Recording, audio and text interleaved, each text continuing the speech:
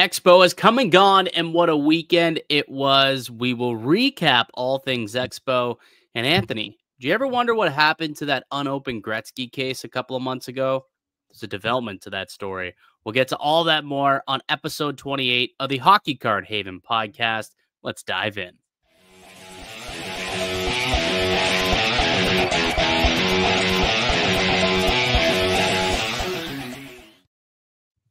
Hello and welcome. This is the Hockey Card Haven podcast with Mike Distefano and Anthony Santini, here to dive deep into the world of hockey card collecting, flipping, and investing. We've got some big news, Anthony. We've got some really, really big news. But I'll have to wait until a little bit later in the show to reveal it. And we'll explain why once we get there. But man, oh man, what a weekend. Anthony, how you feeling after Expo, pal? It was a crazy weekend. I mean, to say that it met expectations is an understatement. I had the best time ever. And like I said, leading up to it, I felt I was prepared. And, really being there at the Expo set up, you can never be prepared for what walks the floor, what comes up to you, what you see, what you're willing to spend, what people sell cards for, what they want to trade for. It's almost like you can't be prepared at all. You just got to enjoy it. So that was kind of what I was doing, soaking it all in. And by Sunday night, man, I was just exhausted. 5 o'clock, we wrapped everything up, and 6:45, I was on the ice playing hockey, and it was just like one of the I was literally ready to fall asleep. Yeah, there's no way I would have done that. I would have told the team, like, sorry, boys, like, I just put in a 4-day shift, because that's what it is, honestly. It's fun. It's so much fun, but it is incredibly exhausting weekend. Also, you're just walking around. You're on your feet for like 4 days in a row.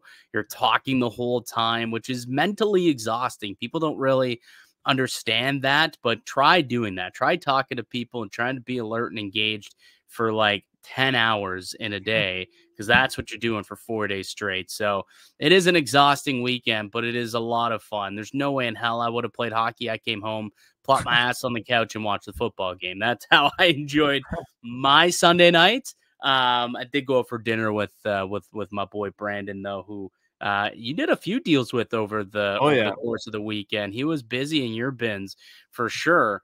I am curious though, like, because this was your first time setting up, like, how different was it for you setting up as a vendor as opposed to years past where you've been just, a patron walking the floor? Yeah, it was really different. Obviously, my first time setting up, so I didn't really know exactly what to expect being on the other side of the table. But the difference for me personally was really the mentality of looking to move cards rather than to bring cards home. And even though I did have, and we'll get into it later on with our pickups later on in the show, some nice cards that I brought home, there was just a majority of cards from my collection that I ended up moving. I was happy to move, and we got lots of trades done, lots of sales, lots of talking to people. It was just one of the busiest weekends I can honestly say of my life. Like you said, it was 4 to 5 days of walking, talking, thinking. Like, you're making financial decisions, trades, you're talking to people, you're walking around, you're hungry, you're thinking about what's happening outside of the expo. Like, there's just everything happening for 8 hours straight. It is so crazy. Are you dead to the world, by the way, during Expo weekend? Because I am. Like, I had people coming up to me and they're like, "Oh, did you see what happened in the Hawks game last night?" I'm like, No, I did not. I get so ingrained when I'm at these weekends, like, just complete blinders on, where, I wake up, I go to the show, I do what I got to do at the show, having fun, buying, selling, trading, going to every trade night. And then I come home and, I've got my spreadsheet, and then I'm logging all of my cards. Like, that's what I spend my nights doing. And then I had a little bit of work I had to do in between, obviously. But watching TV, watching games like that, it just was not in the cards for me at all this weekend. It was funny, having people tell me, "Oh, did you see this goal last night?" No, I didn't. Like, I checked up on the score a couple of times just to make sure, I knew what was going on. Like, Ovi, like, the one thing I would say, like, we talked about it going into the weekend, like, who's going to be the big player? Who's going to be the guy that everyone's asking about and looking to pick up? Ovi was that guy. Ovi was a big time seller. Had a lot of people asking about Ovi. Saw a lot of people buying, selling, trading Ovechkin. And he went on to score, 2 goals in that Saturday night game, which got him even closer to that Gretzky record.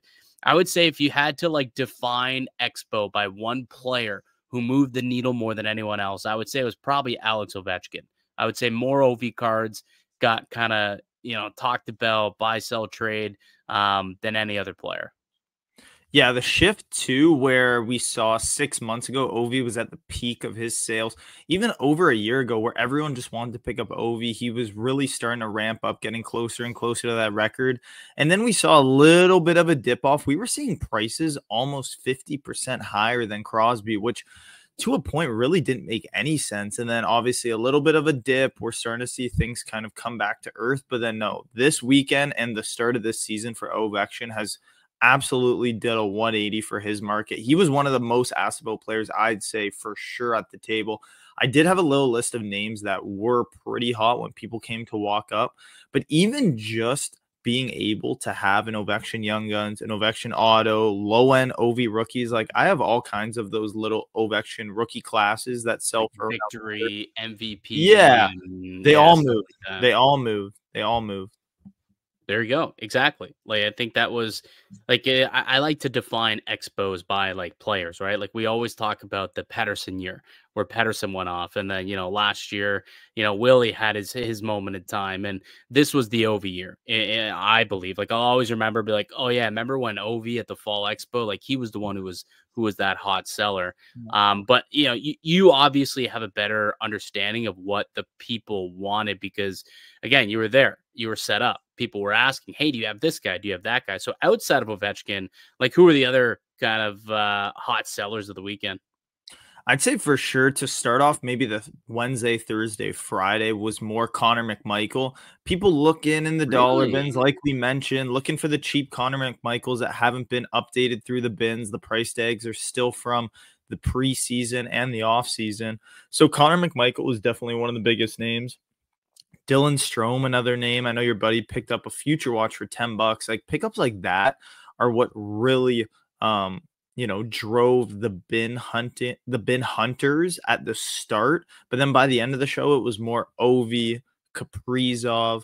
Even Shesterkin was a little bit of a hot seller I found this weekend, and people were really looking for him because, I mean, at the end of the day, he is one of the better goalies in this league, still up for his contract come this offseason. I think a lot of people they're optimistic about how he'll end his season. Yeah, I had a couple people ask me about my Shesterkin Young Guns as well. You know who I was surprised that wasn't as hot a seller as I thought he'd be? Cole Caulfield. Yeah. I thought Cole Caulfield was going to be a hotter seller than he turned out to be. Like the guy's got 10, 11 goals on the year. 12. I think he's leading the league right now. 12 now. Yeah, leading the league with 12 goals.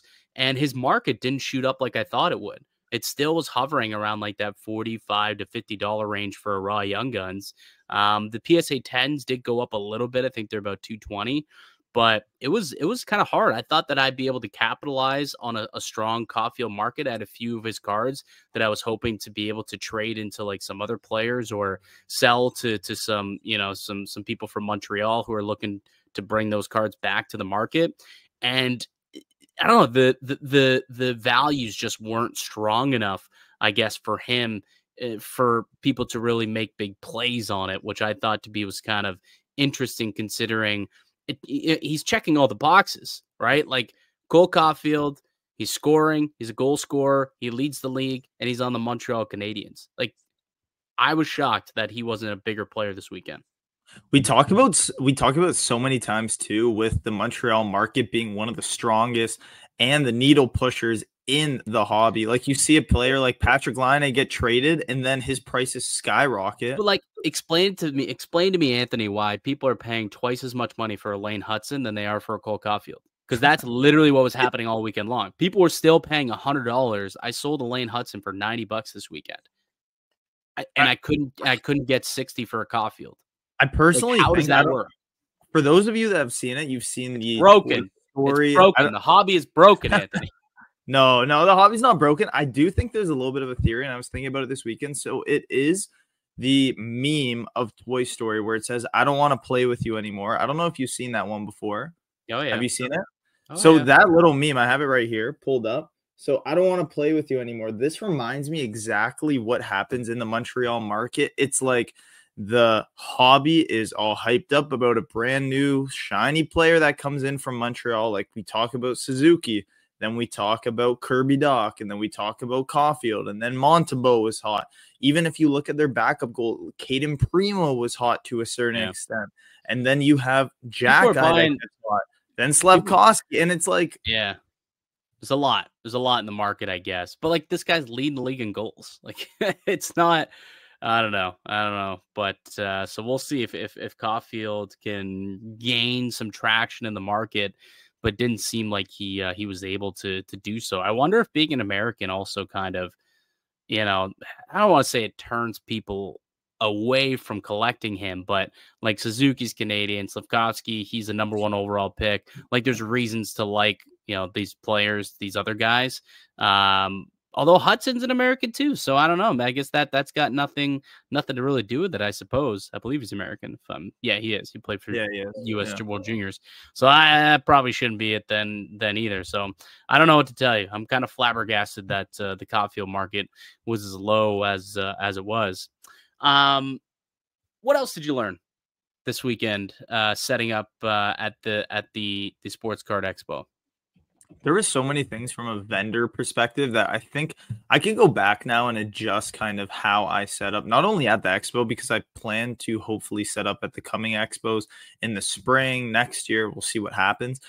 I do think that being able to sell cards that are under $100 is such a valuable asset for your table because no one wants to walk around, see a cool card, pick it up for $800.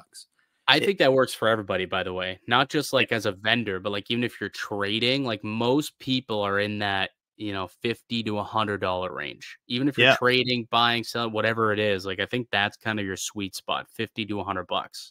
I think too, because it takes less effort to really come up with a rationale as to, I mean, should I buy this card for $675? I mean, how much do I need to take out of the bank? Will this guy go up? Will he get injured? How's he playing now? Like there's all kinds of things with an expensive card that you do need to take into consideration. But with a card that is maybe stickered at $75 and the dealer would take $60 and it just looks cool, it's a popular player. Having those cards at your table are so valuable. Just being able to even have cards too that are cool. It sounds very vanilla and very generic, but being able to have cards that people can look at and be like, you know what? I don't see any comps. Maybe I see a comp from 6 months ago that's a little cheaper. But you know what? Just because it's in front of me, yeah, $55. Sure, I'll pick it up. And that's what I like to collect. And like you've seen my collection, you look at the cards that I have displayed on my tables whenever I'm setting up, and that's what it is a lot of the time. Like I have a lot of cool rookie autos, patch autos, low numbered stuff, and it's the uniqueness that attracts me to those cards. And I think that's a lot of people in this hobby. Like we talk a lot about the young guns, and we talk a lot about future watches, and like those are flagship parts of the hobby, obviously, especially when we're talking about the big rookie card chases that people want to collect and have in their collection.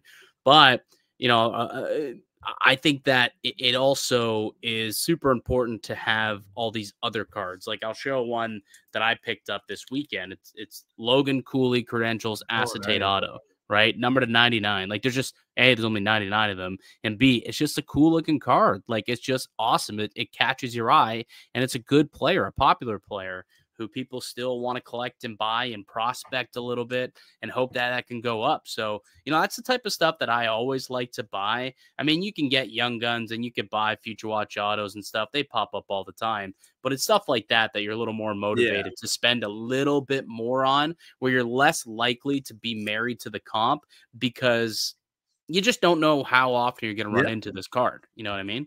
No, I 100% agree. And I want to pull up an example too. Here's a card that I picked up, and it was a little bit later in the expo. I believe if I did have it, maybe from Thursday and onwards, it would have been able to sell. But I picked up this pretty cool Darlene Supreme patch. And a card that has 0 comps, looks nice, is numbered, and is reasonably priced. Like if someone walked up to me and said, hey, would you take like $70?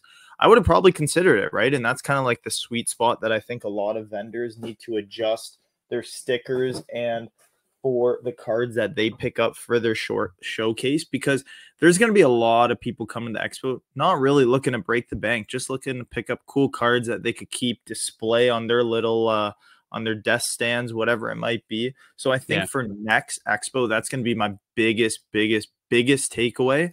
Don't worry about picking up cards over $500 or even 300 to 1,000, whatever it might be. Really hone in with an exclamation mark on the cards under $100 and make sure you pick them wisely too. Well, that's just where most of the market lives. You know, like there's some big players in the market that will obviously go out there and they're looking to buy the top end young guns. Like I was able to sell, you know, like a Pasternak young guns, right? I was able to sell a Kucherov and stuff like that. Like those are a few $100, right? You're buying, you know, McDavid young guns, you're buying McKinnon young guns, Matthews, like those are expensive cards, but most of the hobby are not in that realm, right? Most of the hobby are sitting in that 50 to 100 range. And I think that's a really, really astute point. And if anyone's out there and they're looking to like, you know, get into the buy, sell, trade aspect of it, it's just easier and cards are more liquid when there's a bigger pool of people who can buy them. And when it's under $100, it's a lot easier to find a buyer for it or someone who's willing to trade for it.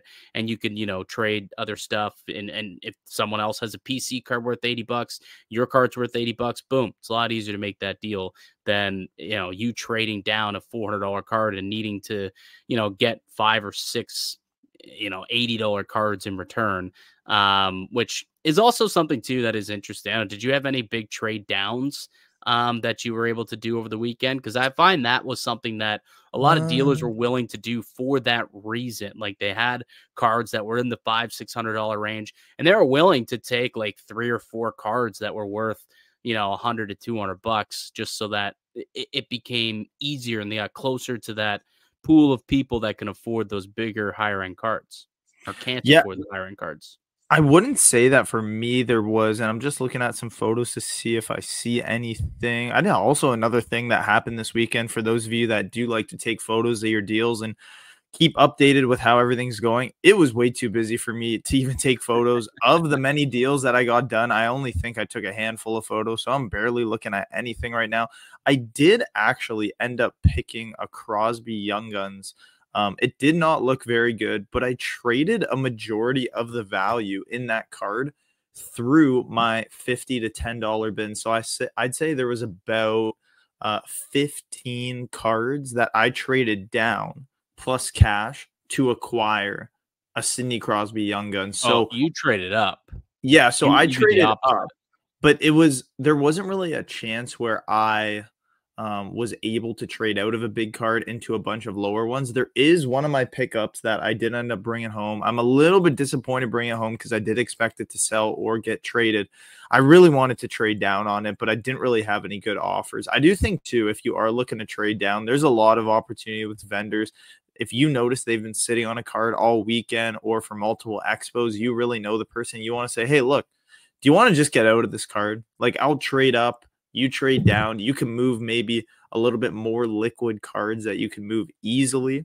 So for me in particular, there wasn't anything, just that trade up that I did that I actually thought was a pretty good deal. But hopefully next Expo, I'll have some bigger cards that I could trade down. Did anything surprise you at all this weekend? Like for me, it was the Caulfield thing, I guess. Like the fact that Caulfield didn't have a big market. Was there anything else that kind of surprised you a little bit? I think the biggest thing, and to build off that point too, where we're really attacking like that $50 to $100 range, the OV rookie classes, and I do have one that I could just pull up to show everyone exactly what these are. So these are the Ovechkin rookie classes, a lower end version of what is defined as a rookie card for Ovi. These were really hot. Like, I don't even know. I probably had 6 or 7 of them, and they all moved for sticker price pretty much for Yeah. sticker price. And I found them to be a little bit more popular than owning an OV Young Guns, because I did have one earlier in the show, and no one walks up looking to spend cash. Although they would say, you know, can I take a look at it? Hey, can I pull it out of the sleeve? Yada, yada, yada. I get the whole song and dance. I do the exact same thing too. But the lower end rookies of a good player really sold well. And I'm talking for Matthews, McDavid, Willie, all the players. Yeah, I mean, it just makes sense, right? Like it's gotten to a point where these guys, young guns, and especially Ovechkin right now, you know, they've outpriced a lot of the hobby, right? So they have to go to the next best thing, and that's a victory rookie or an MVP rookie or a marquee rookies from OPC, like whatever it may end up being for whatever player it is. In your case, you know, you were trying to move those rookie classes, and that's the rookie card of Ovechkin that people were able to afford. So they were like, okay, well, I got to jump on this because prices are only going up for Ovechkin. Yeah, I think that's definitely something that you obviously learn setting up, and you know, there's things that you would do differently going forward, things that you're learning along the way, and you know, price points that work for most people. And I think one of the things that we both kind of have realized over the last, you know, year or two since we've kind of taken this seriously is there's way more people in the $50 to $100 pool than there is in the, you know, 500 and above pool. Like it's nice to make those big deals because it's shouldn't say quicker, it's larger profits. You're dealing with, you know, easier money. You're only moving out one card and maybe making a couple $100, whereas you'd have to move out, you know, 8 or 9 cards in the $50 range to make a couple $100. So it just kind of is, you know, you learn that stuff along the way. I, in general, though, like when you take a look at it as a whole, the Expo, I think it shows that the hobby is in such a good spot, such a healthy place. I mean, there's so many good people in the hobby too. Like shout out to, you know, everyone that that I had made deals with, and all the, you know, the good buddies that we know that we've made throughout, you know, the time of being in the hobby the last couple of days, that came up to me, spoke to me. You know, we made a couple of trades, you know, lots of people to give shout outs to. Oh, also special shout out to Jagger, who won the Vladdy Funko Pop, which was our listener giveaway. Needed 10 people to come up to Anthony throughout the show and tell them the code word Haven, and Jagger, who was probably like 8 years old, probably so, yeah. 7, 8, 9 years old, in that range. He was the 10th person, so I was really happy to see it go to a young kid. And so shout out to Jagger for winning that, and to his dad for being a listener and telling him, hey, go tell him Haven happened to be the 10th. Yeah, shout out a lot of people this week, and I actually made a little bit of a list too. And if I did forget you, I just want to say you were definitely not forgotten this weekend. I appreciate everyone for coming up and talking to us at the table, saying a little bit of recommendations too for the podcast, which we absolutely appreciate. And if you are listening right now and you do have any recommendations, drop them in the chat, because just as a smallest recommendation we had from a listener that said, hey, you guys do a lot of talk about young guns. Let's try and talk about some cool patch autos that are selling, or some cool autograph frame jerseys, things of that nature that we're seeing pop up. So shout out to Andrew. He's a Rantanen fan, and we actually got a deal done for my McKinnon 9.5. We chatted a couple times this weekend at trade night on the show floor. Really nice guy, and really appreciate you stopping by the booth and talking to me throughout the weekend. Big shout out actually to Seth, also from Ottawa. Stopped by the booth, and he always is picking up cool cards. And he said that he's a very valued listener, came up to us with deals, showed us his pickups, and he was making me jealous too, because he picked up some really, really nice cards, sold some jerseys. So dude, that guy's a shark, man. That guy's a shark when he's out there. Trust me. Like I've known Seth for a couple of years now. Drop the puck cards on Instagram. And he's always showing me nice pickups. He's the guy who sold me that Gretzky auto last year, actually. Oh, okay. He had that 9 of 9 Gretzky auto. So, yeah, I've known Seth for a couple of years now. And he told us he loves the show, but he was the one who said, let's talk a little more than just young guns and future watches. There's a lot more to the hobby. And he's correct. There is a lot more to the hobby. It's just those are the easy cards to look at when you're talking about the market and value, just because there's just like an established price point for those ones. And it's just the easiest way to, talk about the market's economy that way with kind of those flagship cards. But to his point, there is a lot more to this hobby. There's so much more to also like the autograph hound hobby out there. Like that's never been my thing. I don't know if you're a big autograph guy, Anthony. Like were you as a kid, did you ever try and go and get like your hockey cards autographed in person by players? But the amount of people that came up to me asking me if I had any like cheap Max Domi or any cheap Bobby McMahon cards or anything like that, or cheap, whoever was out there doing autographs this weekend. Shea Weber was out there doing autographs because they wanted to get them signed. They were coming to the show to do an autograph session, and they wanted to get those cards signed. So that's a part of the hobby too that I sometimes, I guess, neglect and forget about. But man, it's actually a big part of it, the whole autograph and collectible side of things. Yeah, well, I mean, even though you don't have, or I particularly didn't have any cards on hand for Domi or Roenick or Tim Thomas, anything like that at the Expo, I do think if you're set up, take a good brief look at who is going to be set up signing autographs, because people will walk around and say, hey, like, do you have a jersey, a Max Domi jersey or a frame or anything like that? And actually shout out to someone that walked up to the table to show us a really cool autograph that they got done by Max Domi. I thought this was one of the coolest. So this is Domi fighting Charlie McAvoy. He got it autographed and it was inscribed Mad Max. And unreal. With the boat. So one of the coolest autographs I saw this weekend. And he said that Domi had a little bit of a chuckle when he pulled out that frame. So that was one of the cooler autographs I saw. That is funny. You brought up Jeremy Roenick, and this leads to another conversation that I wanted to have today on the podcast. So Eric, the guy who you set up with, Beauty, he had a Pavel Datsyuk Young Guns. Now, Pavel Datsyuk, along with Jeremy Roenick, were inducted into the Hockey Hall of Fame this weekend. And there's kind of a theory out there that, once players get inducted into the Hall of Fame, then that you'll see prices kind of spike and whatnot, and you could try and capitalize on that. I'm not so sure that was the case this year with these players. Like, no one was really asking about Jeremy Roenick, and like I had a couple of Roenick cards, to be honest, and nothing. Didn't hear anything about that.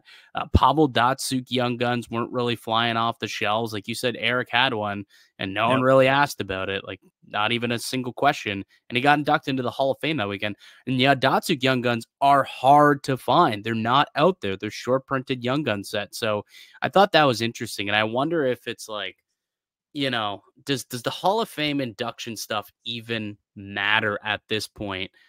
When it comes to the hobby, like, is it too centered around what have you done for me lately? And once you're out of the hobby, out of the game and out of the hobby and out of the limelight, I don't know if how many people are really interested in that player's market. So I don't know if, like, again, like I said, for years it's kind of been assumed, it's worth X amount of money, and then it'll go down, but then it'll go back up when he gets into the Hall of Fame.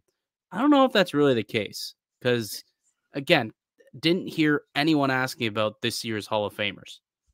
I think also, too, because the Expo, I believe, always lands on the Hockey Hall of Fame induction weekend, it was just so fresh that people maybe weren't, they didn't know exactly who was getting inducted, when they were getting inducted, because it was just so fresh.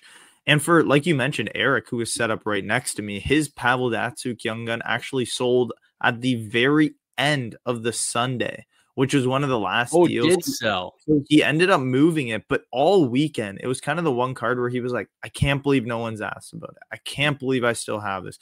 I can't believe no one even wants this. He's literally getting inducted today. Or sorry, they're literally doing the celebration induction this weekend. Like, are people too dialed in, like you said, to the Expo where they're kind of like this rather than watching actually what's happening in the hockey world? Yeah, I mean, possibly, but also I wonder if it's just, do people care? Like, again, once you're done, like, do people really care about you? Like, you look at what next year's Hall of Fame candidates could possibly be, right?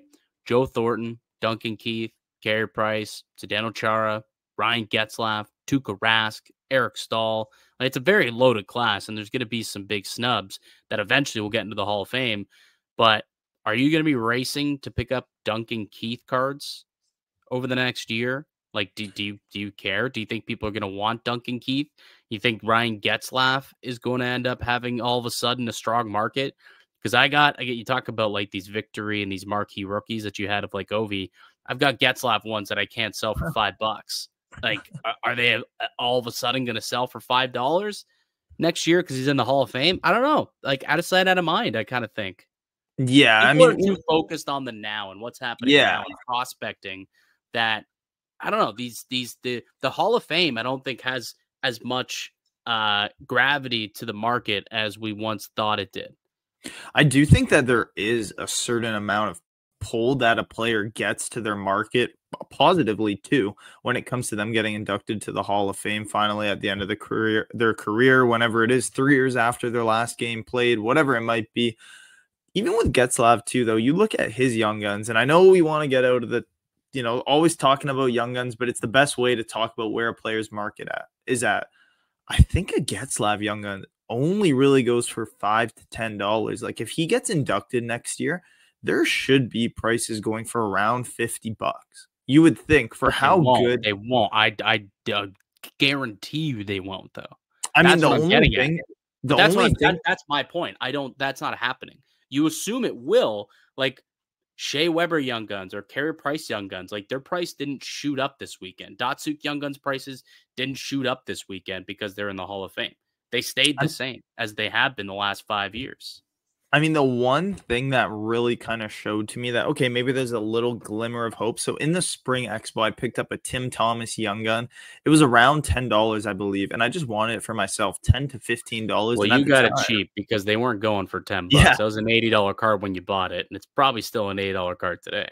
No, I don't think so, because comps are really going for around like $20, nothing crazy. But now that the Hockey Hall of Fame talk has really intensified a little bit for him and his future, I do think that that's what's really driven his prices too. Because for a player to not be playing, but their prices to move up, it's very rare where you see that upshoot in price. Very, very rare.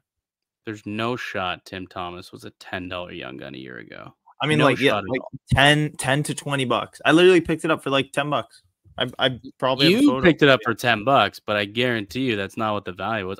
Because I picked one up last year and I was comping it at the last Spring Expo, and it comped in around like $60. No, I don't think so. I'm gonna look it up right now. We got the little I'm looking up on Card Ladder. All right. Bring up the good old Card Ladder.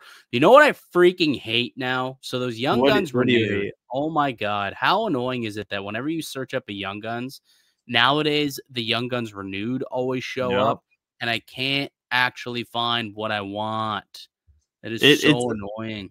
The only good part, and this was exactly what my conversation was all about and why I was so pissed off with this. Obviously, the cards look great. We've said that like all kinds of times.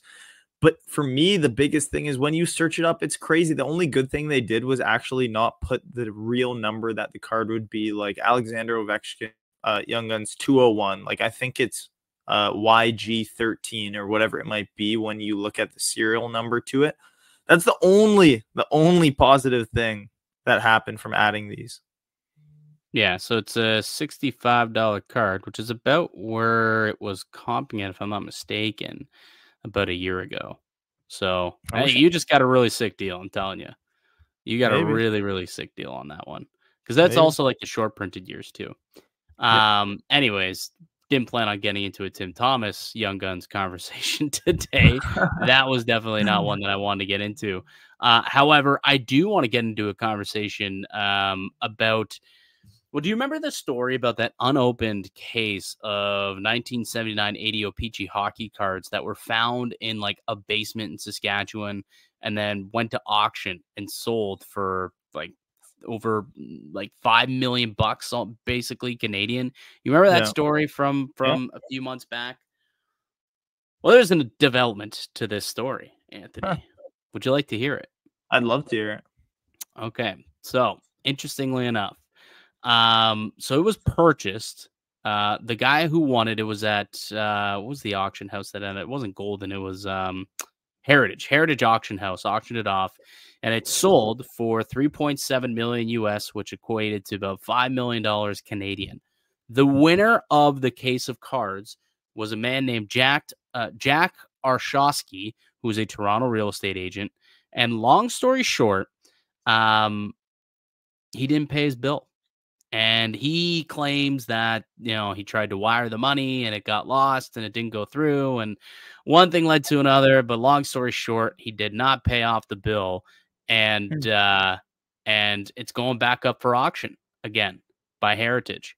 So if you missed out, any rich son of a gun out there, not you and I, obviously, and you want to buy this case, so whoever the runner-up was, want to buy this case, it is going back up for auction. But what I found really, really interesting about the story, and I was kind of reading into it, was he had regrets immediately after selling this case. He did an interview with the CBC, and he basically said that, like, right away, he realized that he did not really care for these as much as he thought he would. He kept referring to it as a mega box, by the way, as opposed to like a sealed case, which kept annoying the crap out of me to call like the holy grail of hockey cards a mega box. But anyways, besides the point, he tried to get a hold of Wayne Gretzky, tried to get a hold of Drake, tried to get a hold of Oilers owner Daryl Cates, really tried to sell this thing to whoever would buy it because he just didn't really want it. Unsuccessfully. Apparently he couldn't even get in touch with anyone. I don't know if people thought he was crazy or if he, for whatever reason, but didn't happen. And now, it's going back up to auction. But want to know what was the craziest part about this whole thing?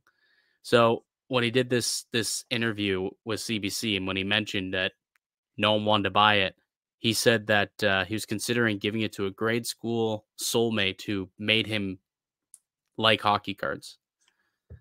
What? Oh yeah. He said that he was unsuccessful in reaching any of the people, and he might end up gifting it to a soulmate from grade school. And all these years later, he still believes it's her soulmate. And that's how he got into hockey cards, was for her, and he wanted to gift it to her. So I gotta watch this interview. I don't. Dude, it was wild, man. It was wild. You do have to watch it. This is like my genuine reaction because I don't. Oh man, this is like my genuine reaction because I haven't been following this story at all. From the last thing that I knew, I thought, I remember hearing it sold. Then the person immediately didn't want it anymore and then relisted it, or that's from what I remember. Yeah, it never got relisted. It never got relisted. And apparently he had paid like 3 of the 3.7 million US or something like that. But the auction house is saying that that's false. That's not what happened. And then I guess when word was announced in the last week that it was going up for re-auction, someone reached out to Arshosky for comment, and he said, yeah, I might end up bidding again. And the Heritage Auction people were like, no, not. Absolutely not. I guess whenever a bill goes unpaid, you are permanently banned from bidding on the site. So he lost out. He lost out on that box. But that means that case is available for someone else. So that unopened case of 79-80 OPC hockey. There's an estimated 25 to 27 Gretzky rookie cards inside, unopened. Could another PSA 10 possibly be pulled from that box? Who knows? There's only 2 in the world, which is why it's, a $4 million card.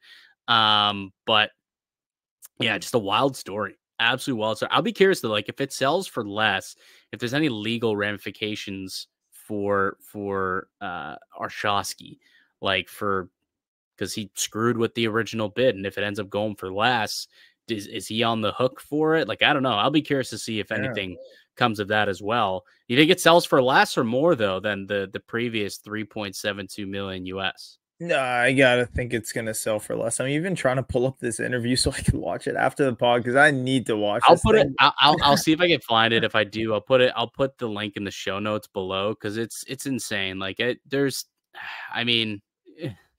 I guess this gentleman got a big inheritance from like an uncle who passed, and so I guess he's got just FU money apparently because of that, and decided he wanted to buy these cards, and then thought, maybe this wasn't a good purchase. And yeah, but yeah, so that's an interesting kind of development on that one. But it's going back up for sale.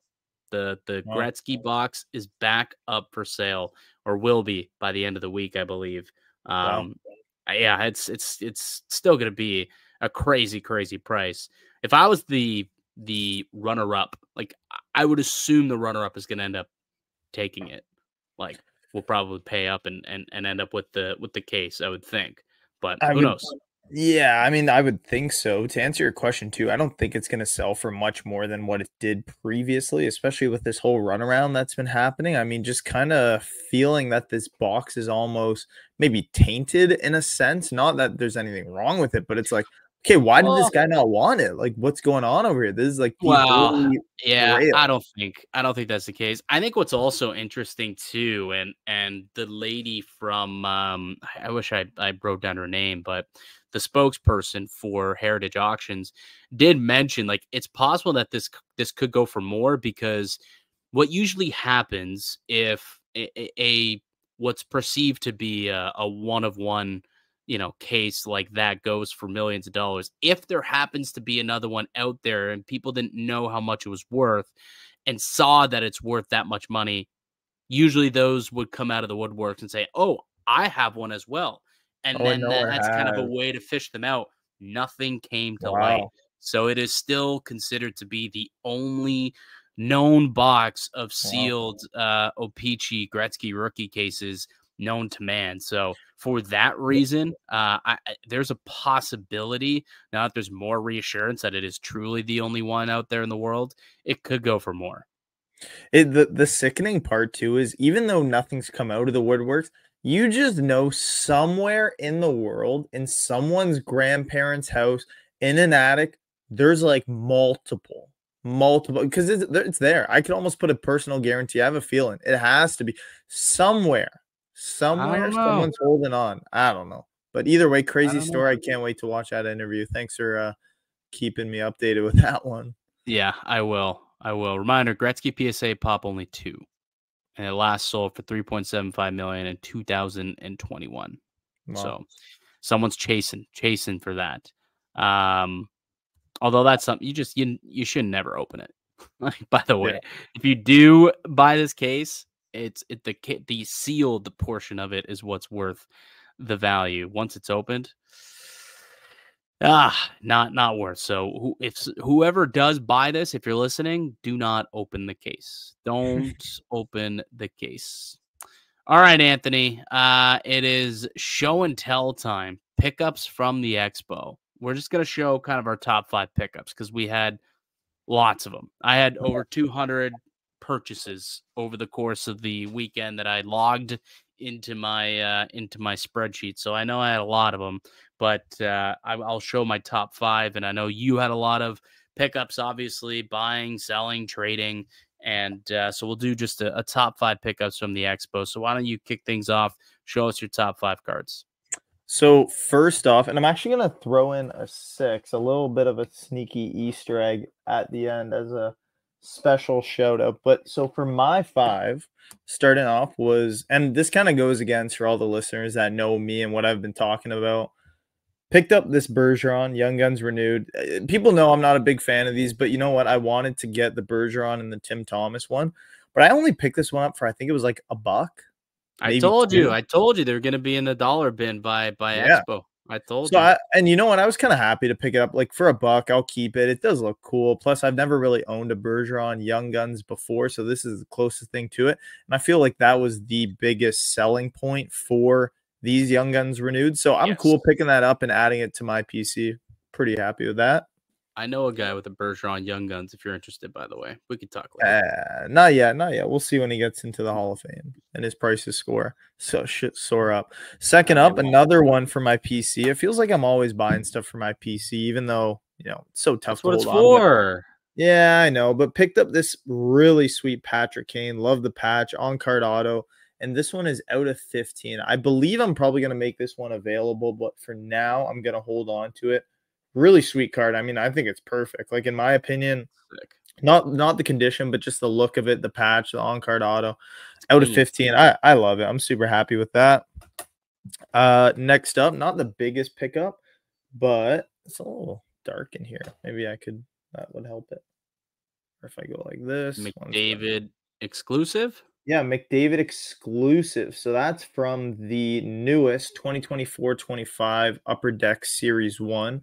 So not the craziest pickup, but I think stuff like this is always cool. So hopefully next Expo, that will be a sought-after card. Stuff like that's always nice. Also, base exclusive, by the way, not Young Guns exclusive for the listeners. Yeah, sorry about that. I was also looking at this, picked up this Brant Clark High Gloss base. Oh, nice. Pretty cool. Got that. A William Eklund Future Watch PSA 10.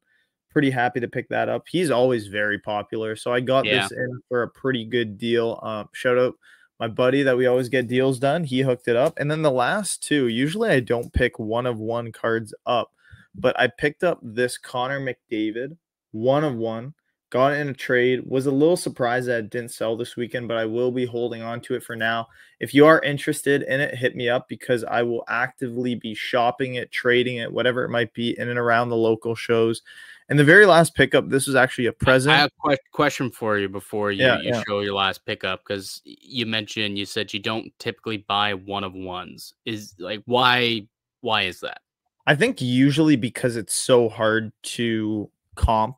In a sense, obviously, rarely any comps on an exact 1 of 1. If a card gets relisted, you could always have comparables, but people always feel so indifferent about, yeah, but I mean, that was the cup. Yeah, but that was like OPC. It's like, which is the better set?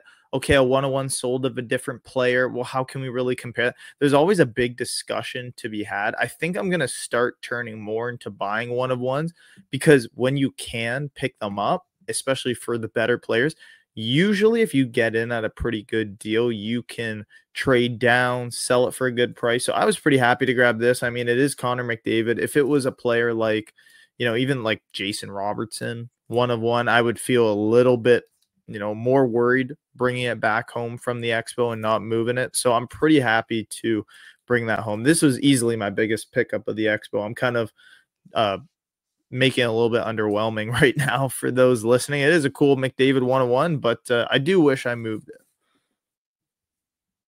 You said you had one more.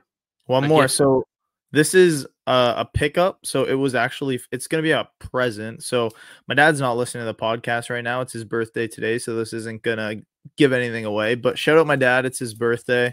Picked him up a Borja Salming 1 of 1 out of Leaf. Nothing crazy, but a really cool card. Borja Salming was his favorite player growing up, and I always try on Expo weekend to pick him up something for his birthday. So that Borja Salming 1 of 1 is for you. Obviously, you're not home right now, coming home for dinner, but yeah, he'll get that tonight. So hopefully, he's not listening to the pod on his way home, or else it's going to spoil it. So those are my pickups from the Expo. But shout out my dad, love you. It's your birthday, so. Shout out Papa Santini. Absolutely. Happy birthday. Nice little bunch of pickups there. Love it. Absolutely. I ended up making a few deals here. I was wheeling and dealing. I set up on the Sunday, but the Thursday, Friday, Saturday, I was moving and shaking, wheeling and dealing. And I guess this is the top pickup. So I already showed the Logan Cooley acetate credentials, debut ticket access to 99. So that was a pickup that I had in a trade, which I thought was pretty good. I gave up a Demko rookie auto and some cash on top to pick that up. And another one I got in a trade was a John Tavares Future Watch auto, which I've never actually owned. So I was able to pick up a nice John Tavares Future Watch autograph with a trade on trade night. Trade nights are awesome, man, by the way. I always meant it. I was going to ask you too, because I wasn't in the hobby as much when Tavares came to Toronto. What was that like? Like around the shows in his market, did they skyrocket kind of like how Patrick Laine did? Oh, like yeah. Just as crazy? Oh, yeah. Yeah. Tavares became definitely kind of... Now, the market was way different. Like, there wasn't as much volatility in it back then than there is today. So it's not as though it, like, quadrupled and 5x'd in price overnight like Laine's did. but it like they sold more and they gradually rose Yeah. as opposed to Lion which just absolutely skyrocketed in half a second. It was insane. But yes, there was definitely a big uptick in his market for sure.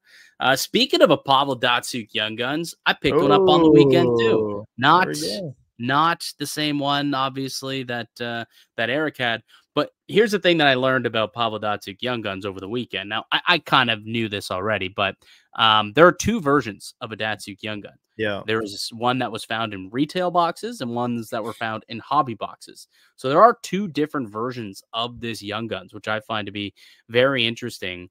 And there are only a pop 24 PSA 10 of the retail version, because I don't know if you can see. I know you know it, but like showing there's a little bit of whiting at the top of these cards, and that's on pretty well every Datsyuk Young Guns you can find that's in retail, because everyone who looked at this looked at it and they're like, Datsyuk Young, and they're like, oh, same problem as all of them, every single one. So but yeah, but look, my PC is a PC pickup anyways, because again, my collecting goal is to have every single Young Guns dating back to when it started in 1990 all the way through, and Datsyuk is one that I didn't have because he's a very hard one to find, and I got this at a very good price, paired up with this bad boy, paired with a nice Alex Ovechkin Young Guns PSA 8 that I was able to pick up as well. And so that was a good pickup that I was able to make. And then the final one, I guess, I got a Nathan MacKinnon PSA 10 Young Guns. No pink. No pink. The no pink version of the Young Guns. So again, two different versions of a Nate MacKinnon. There's a pink where there's usually a little pink spot right here, and then no pink version. And apparently there's also, and I think I actually have this one, there's also, I didn't realize this, maybe you did, in the the orange. So there's an orange situation. No, it's over here. Orange situation on the corner there where it kind of bleeds through, and it looks like the ink is, I don't know, kind of blotched. So that is an issue also on these cards. So this one has the orange issue, but there's no pink on this one. And even still with the MacKinnon, usually I don't believe that affects the grade. I remember I learned the hard way. I picked up a MacKinnon Young Guns, looked pretty good. It was maybe like 2 years ago. Picked it up for like, I don't know, $150. I wanted to grade it because it looked good. Then when I got home, I looked at it and I was like, what in the heck is this orange thing in the corner?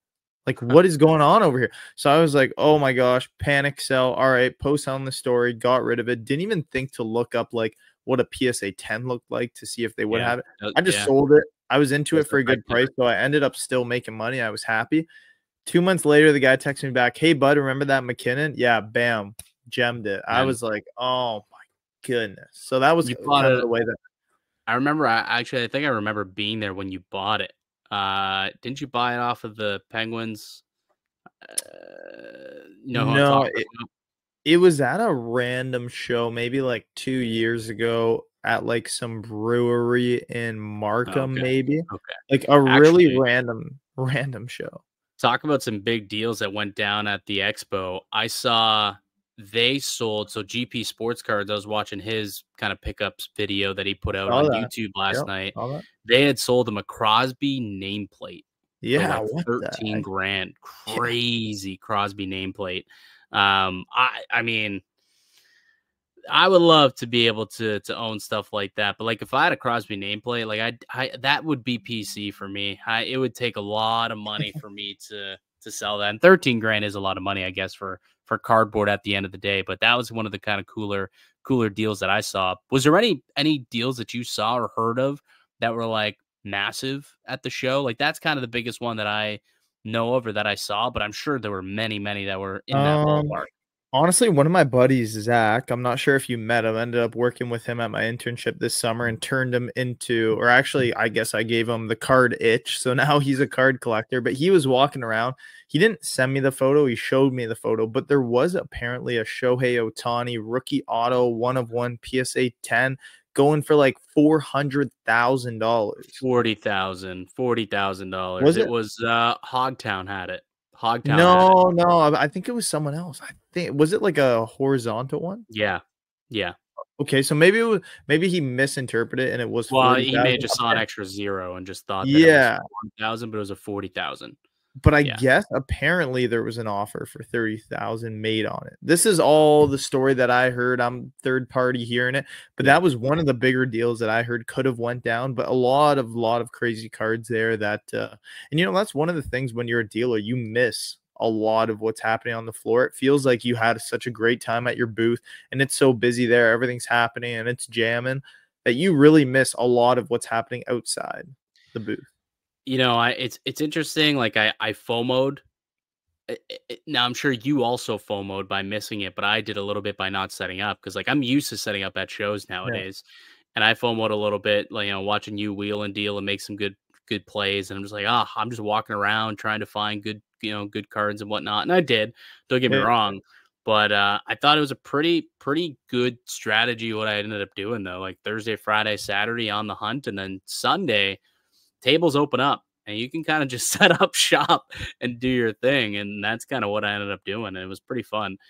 So I enjoyed my Sunday for sure. Also, shout out to Ishmael, Rocket Ishmael, who I got to interview Yeah. on Saturday. That was also really cool. No, Sunday. He was the Sunday interview. Spencer Horwitz never showed up. Son of a gun. Oh, no. Didn't show up, so I didn't get to not to the interview. He actually just like was not in town. Huh. He missed he didn't do the autograph signing either. Just Wow. wasn't there as a whole. So that kind of is very unfortunate. Before we go, I said we had big news to share on the podcast today. So here it is. The big news is we've been acquired. The podcast has been acquired by Slabsharks, and we will now be a Slabsharks affiliated podcast. So it'll be the Hockey Card Haven podcast powered by Slabsharks. Moving forward, we're still, there's some moving pieces as we kind of go forward before we get going like 100%. But yeah, moving forward, we are now a Slabsharks affiliates. And that's going to come with a whole bunch of really cool perks and features, and a good platform for us to expand the podcast, expand the show, and also let you guys know what Slabsharks is as a platform themselves and what they're able to do. And Anthony, you've used Slabsharks many times, so you are a personal testimonial on how good of a company this is and what they can do and what they offer for the hobby. Yeah, like even when we were first in talks with them, it was an absolute no-brainer to say, okay, let's go ahead. We know who we're working with. I've been using the auction house for over a year now. I know what it's like. I know what the process is like.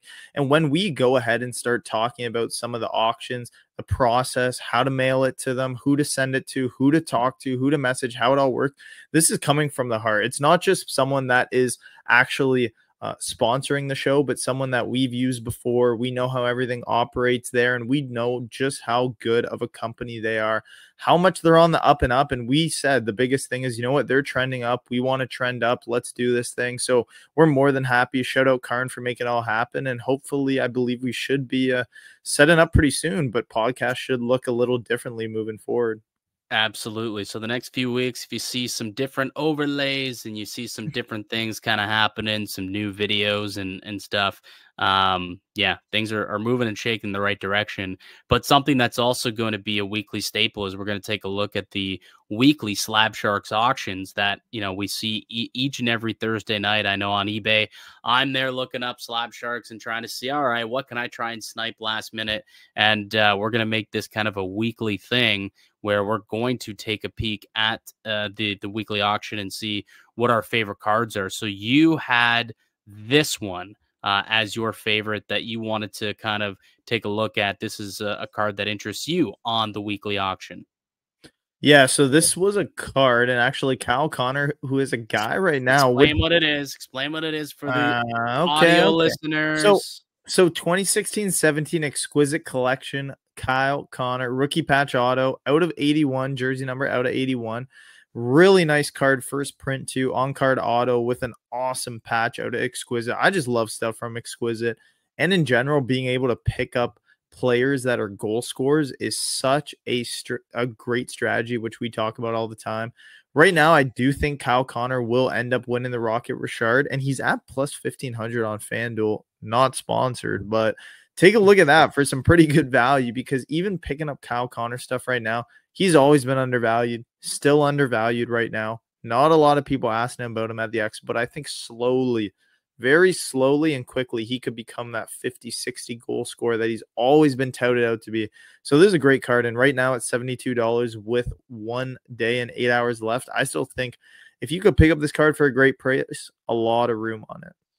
Yeah, completely agree. And just a reminder, yeah, Slabsharks auctions and Thursday nights. So you've got till tomorrow night to go and take a look at the auctions and see which ones pique your interest. For me, I looked at a card that is an absolute monster that I think is I was going looking at that to. too. That's gonna be a big seller. That's one that I'll be keeping an eye on to see. It's out of my price range, sadly, but this is going to be a big seller, especially right now. We're talking about a 2005 06 SP Authentic Alex Ovechkin Future Watch Auto, number to 99, PSA 10. So it's an OV Future Watch PSA 10. It's probably the hottest card in the market right now, I would think, right? Like it's Alex Ovechkin. He's nearing in on the goal scoring record. His market is exploding at the moment. This is a perfect time to capitalize on the selling portion of it for whoever has consigned this card to Slabsharks and giving it to this platform. There's a lot of eyeballs. Lots of eyeballs. Look, there's 160 people watching, and there's still this one ends Friday, I guess, Friday at 9:15. So this is a big card for sure that's available this week on the Slabshark auction. So the Alex Ovechkin Feature Watch Auto Rookie PSA 10. I'd love to own this one. Would love to own this. Didn't we see, was it last year we saw one for like 12 grand at the Expo, and we were like, that seems kind of cheap. Well, I think it was the BGS 95. I remember it was in the same discussion, I think, as a McDavid, and we were just kind of saying, like, wait a minute, like, Ovi's already done all these great feats. He's so close to the record, and you're going to put it at the same price as a McDavid. It didn't really make sense. Even still, I think they used to go for 15,000. So this has already exceeded what they have usually been going for. A great price still for one of the best players in the hobby and even in the NHL that's ever played. So the Ovi stuff is really hot right now. It's going to show. And I think picking up a lot of stuff at the Expo, Slabsharks is going to have a lot of new Alexander Ovechkin cards come to auction starting Thursday night. Alrighty. Yeah, lots of those pickups will probably make their way over to Slabsharks. And again, we'll have more information on Slabsharks and our partnership moving forward. And eventually we'll be able to help you guys with the process of getting set up with them and getting your cards to auction and getting the most you can with Slabsharks. Any upcoming shows you plan on attending this weekend, or are you taking the weekend off after Expo, buddy? So I originally said at the show I was done. I'm just going to kind of clean everything up and not go to any shows. But it sounds like I'm going to be making the trip up to Brock this weekend with Eric. So we're just trying to figure out exactly what's going on. Because there is we call it the Brock Card Show because that's where we go to university. It's the M&L show, and we know exactly what it's all about. It's a great show to go to. Very chill, very laid back. A lot of great people there. 90% hockey. Big hockey show. I think what our plan is going to be is we want to go there because we do have some cards to grade. I mean, I don't even know where my stack is. I have a little stack here of some cards that I do want to grade, but there's still a lot more that I want to pick up before I send off, especially with the price of the US dollar. Everything that's happening right now, you really want to make it worth it to grade cards at the moment. So I think what we're going to do, our plan is to go up there, buy a bunch of stuff, buy some nice cards, get a lot of deals done, and then bring it back, send it off to PSA, and hopefully, we haven't been to the Brock or the M&L show. We always call it the Brock show. St. Catherine show. We haven't been to the M&L St. Catherine show in probably like 7 months. So a lot of people we got to go say hi to. And if you're there, come say hi. If you're looking to sell stuff, come reach the show. And I think you'll be there too, right? Probably I'll be set up. Yeah, I set up at that show. That's like my home base show, right? So I set up there every month. So I'll be there. My boy Brandon, Game Time North, he's going to be set up. And, everyone else. Laffer showed up last time too. Yeah.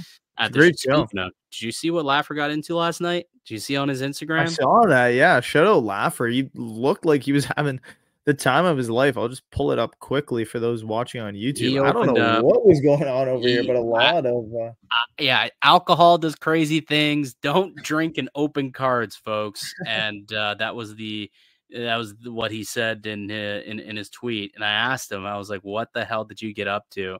Case of Extended and Series 2. Got a couple of Bedard Young Guns though. the best part of this all is what is that, Coors Banquet just chilling on the floor. He definitely had a good time last night. Shout out Laffer. Obviously, he's been on the pod before. We wanted to actually have Eric, my buddy, on the pod today, but yeah, I don't know. He didn't want to. I don't know. He's still sleeping. It's 1 o'clock, and busy weekend, brother. Busy weekend. Actually, I made a couple of nice moves with a couple of nice buys off Laffer. He always has great stuff at his tables too. So I did have a couple of nice buys. Lots of women's hockey plays were made off of Laffer. So, all right. So yeah, I'll be set up at the St. Catharines show on Sunday. So if anyone can make it down, should be a good one. It usually has a lot of really good foot traffic. And if you're hockey, which you're listening to a hockey card podcast, good chance you're pretty heavy into hockey cards. It is a very, very hockey card centric show. So it's usually pretty good. And come say hi. Come say hi to us. Would be great to see and talk to some fans of the show. Yep. All right. Shout out to everyone who came up to us and said hello over the weekend, told us how much they appreciate the show and the content. We'll strive to make it even better. Thanks. Shout out to Slabsharks for taking us on. So we've got a lot more fun content coming up. Hopefully that'll, shoot this pod into another stratosphere as well. So really appreciate that whole thing. But that'll do it for us here today on the podcast. I'd like to thank you all for listening and supporting the show. You can subscribe right here on YouTube, and you can also listen to us on the go audio-wise on Spotify. Anthony, final words? Shout out Drew for making it all happen. I know you're listening right now. He got me the table, helped me hook it up. So it's very special shout out. I just wanted to end it on that. I wanted to send him a text, got busy. Thank you all for listening. Looking forward to the next Expo, and shout out Slabsharks because let's get this thing going. Yep, we'll be back next Wednesday with another episode of the Hockey Card Haven podcast.